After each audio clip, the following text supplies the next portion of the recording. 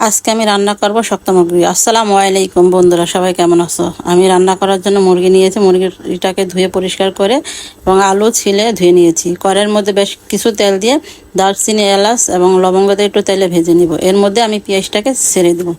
পেঁয়াজটাকে ভেজে আমি লবণ দিয়ে দেবো। লবণটা দিলে পেঁয়াজটা তাড়াতাড়ি ভাজা হয়। লাল লাল করে ভেজে নেব।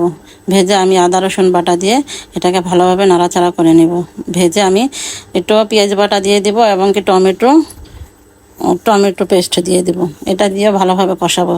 তেল চলে আসতে আমি পরে পরিমাণ মতো লবণ দিয়ে দিব এবং কি হলুদ, মরিচ, ধনিয়া, জিরা দিয়ে এটাকে ভালোভাবে কষাবো। কষানো হয়ে গেলে একটু পানি দিয়ে দিব। যত কষাবেন মশলা ততই মজা লাগবে ঝোলটা।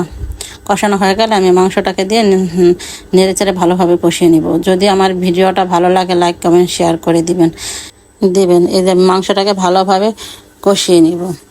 কষিয়ে আমি পানি দিয়ে ঢাকনা দিয়ে ঢেকে দিব। যদি ভালো লাগে ফলো দিবেন আর বন্ধুদের মাঝে শেয়ার করে দিবেন।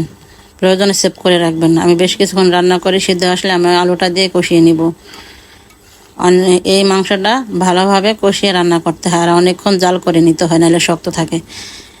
আমার রান্নাটা প্রায় শেষের দিকে। যদি ভালো লাগে লাইক কমেন্ট শেয়ার করে দিবেন এবং কি তামান্না রান্না করে সাবস্ক্রাইব করে দিবেন। আমার রান্নাটা কমপ্লিট। ইয়াম্মি, দারুণ হয়েছে।